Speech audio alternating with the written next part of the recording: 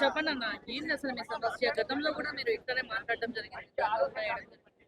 Actually నా పేరు మహేందర్. ఉస్మానియా హాస్పిటల్‌లో గత 14 సంవత్సరాల నుంచి చేస్తున్నా. అనస్థీషియా టెక్నీషియన్‌గా పనిచేస్తున్నా.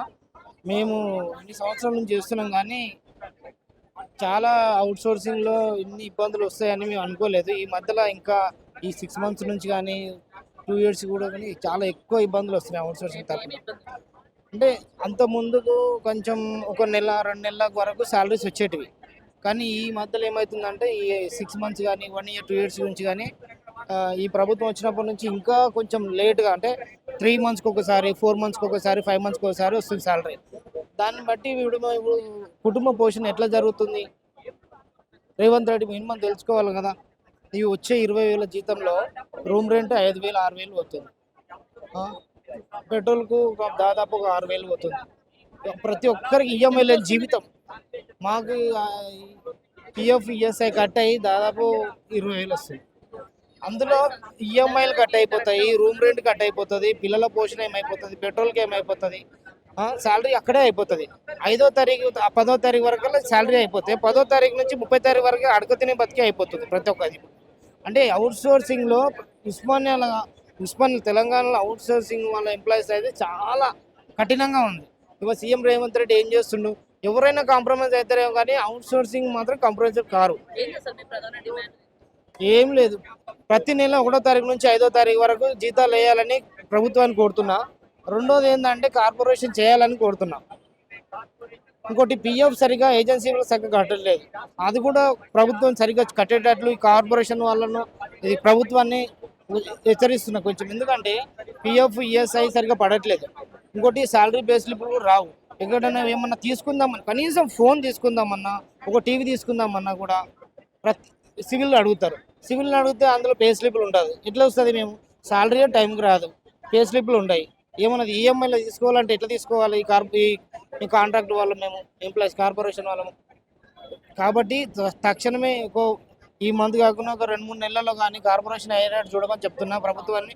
మెయిన్ డిమాండ్ 1వ తారీఖు నుంచి 5వ తారీఖు వరకు సాలరీ కావాలని కోరుతున్నా. పీఎఫ్, ఈఎస్ఐ ఖచ్చితంగా ప్రతి నెల ఎయ్యాలని చూస్తున్నా. ఎందుకంటే ఈ కార్పొరేషన్ ఏంది ఔట్‌సోర్సింగ్ వాళ్ళకి ఉన్న ఇబ్బందులైతే ఏ ప్రభుత్వంలో ఎక్కడ లేవు.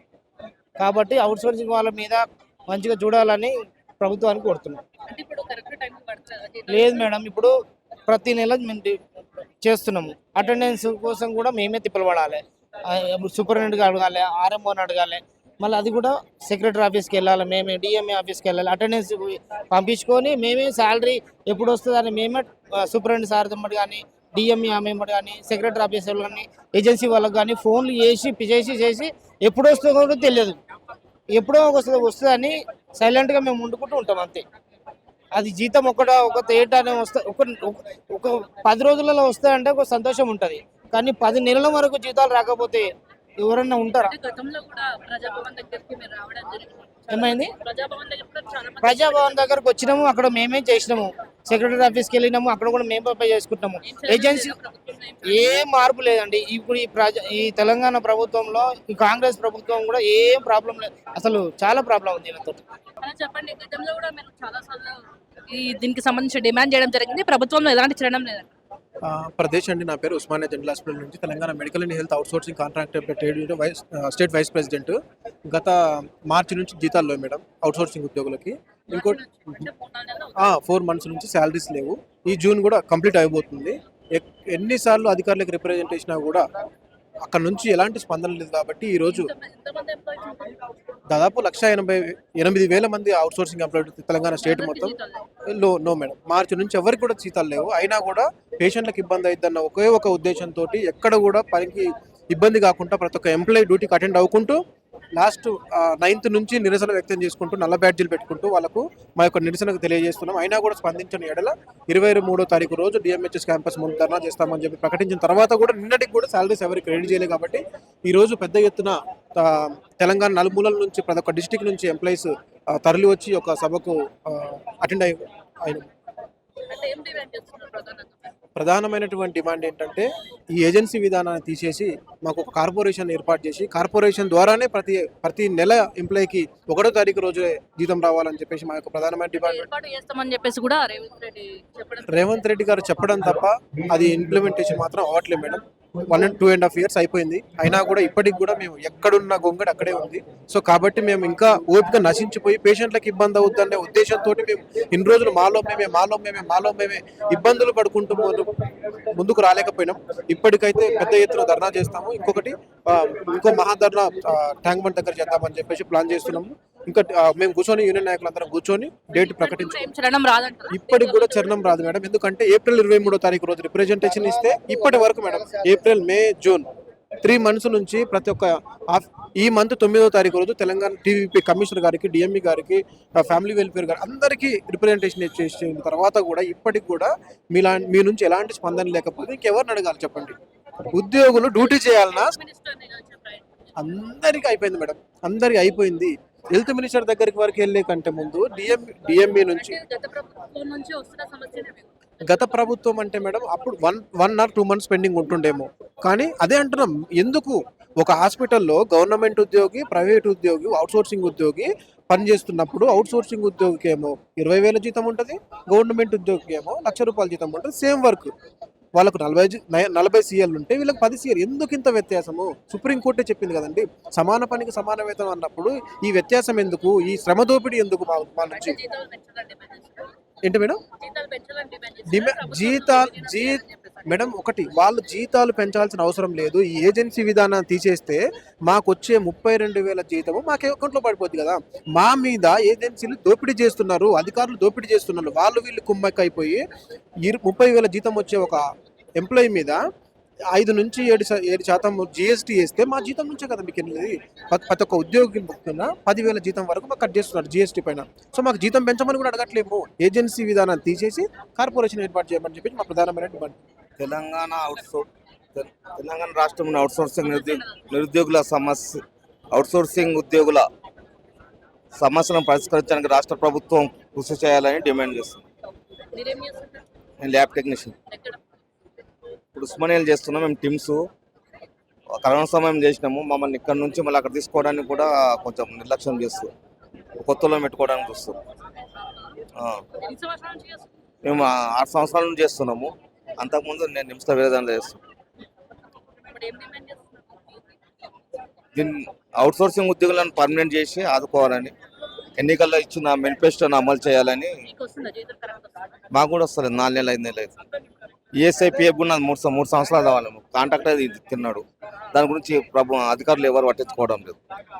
నా పేరు ప్రేమలత అండి. ఉస్మానియా హాస్పిటల్లో వర్క్ చేస్తున్నాను. డెక్సా స్కాన్ చేస్తాను. బోన్ డెన్సిటీ టెక్నీషియన్గా వర్క్ చేస్తున్నాను. 4 years అవుతుంది. అదే హాస్పిటల్ మాకు రెగ్యులర్గా శాలరీస్ పడట్లేదు. 5 months నుండి శాలరీస్ లేవు. నేను సింగిల్ పేరెంట్ని, నాకు 2 పిల్లలు. మార్చి నుండి ఏదో ఒకలాగా మెయింటైన్ చేసి ఎగ్జామ్స్ అయితే రాశారు పిల్లలు. ఇప్పుడు స్కూల్స్ రీఓపెన్ అయినాయి. వాళ్ళకి ఫీజులు కట్టాలి, బుక్స్ తెచ్చుకోవాలి. అవన్నీ ఎట్లకింద తీసుకురావాలి? 1350 శాలరీ నాది. 15,500 అయితే కటింగ్ పోగా 13,500 వస్తుంది. ఆ శాలరీ కూడా రాకపోతే మేము ఎలా బ్రతకాలి? ఎంత కష్టము. సింగిల్ పేరెంట్ అంటే 217 మంది ఉన్నాం మేము. ఎప్పటి నుండి అడుగుతున్నాము. 45 days ముందు నుండే మేము స్ట్రైక్ చేస్తామని ఇది చేసాము. అప్పుడు ఏదో ఒకటి కూర్చుని పెట్టి చెప్పారు, అప్పుడు వేస్తాము, ఇప్పుడు వేస్తాము, బిల్స్ పోయినాయి, అన్ని పోయినాయి అని చెప్పారు. ఇప్పుడు తీరా చూస్తే బిల్స్ ఏవో లేవు. ఏజెన్సీ వాళ్ళేమో మా బిల్స్ పంపించింది, బిల్స్ రాంది మేము ఎట్లా వేస్తాం శాలరీస్ అంటే, బిల్స్ పంపించకుండా వీళ్ళు ఏం చేస్తున్నారు? అది కరెక్ట్. వాళ్ళు చెప్పట్లే, వీళ్ళు చెప్పట్లే. ఏజెన్సీ వాళ్ళని అడిగితే మాకు బిల్స్ రాలేమంటున్నారు, వీళ్ళని అడిగితే మేము బిల్స్ ఎప్పుడు పంపించామంటున్నారు. మాకు అసలు ఏ క్లారిటీయే లేదు. అసలు సీరియస్గా పోయి స్ట్రైక్ చేద్దామని పోతే రేపైనా ఎల్లుండి వేయించేస్తాము, రిటర్న్ పంపించేస్తారు. లేదంటే కొన్నిసార్లు ఇట్లా లేట్ అవుతుంది, వెయిట్ చేయాలి. ప్రతి ఒక్క దానికి ఇలా ఆర్గ్యూ చేసుకుంటూ వస్తారా? స్ట్రైక్ చేసుకుంటూ వస్తారా? అంటారా అక్కడ. మళ్ళీ ఏదన్నా చెప్పామనుకో, మళ్ళీ మీరు అలా అన్నారు ఇలా అన్నారా, అదొక ఇష్యూ. ఇంకా అడగడానికి వస్తే కొన్నిసార్లు లేట్ అవుతుంది. 5 నెలలు కాదు, 6 నెలలు అవుతుంది, 7 నెలలు అవుతుంది. మెయింటైన్ చేసుకోవాలి. అందరికి ఉంటాయి ప్రాబ్లమ్స్. మీరు వచ్చి ఇలా చేస్తే ఎలాగా? ఇట్లా మాట్లాడుతున్నారు. ఇప్పుడు ఎన్ని మంత్స్ అవుతుంది మీకు రాక? 5 మంత్స్ అవుతుంది. జనవరి వచ్చింది, ఈ మంత్ ఇంకా 1 వీక్ అయితే అయిపోతుంది. 5 మంత్స్ శాలరీ రావాలి. మరి ఇప్పుడు ఏం రిక్వెస్ట్ చేస్తున్నారు గవర్నమెంట్? మేము ఏం చేస్తున్నాం, మాకు టైం టు టైం శాలరీస్ రావాలి. మాకు ఈ ఏజెన్సీ మధ్యలో ఏజెన్సీ వద్దు. మాకు మినిమం శాలరీ లేకపోతే ఈ 1350లో మేము ఏం తీసుకుంటాము?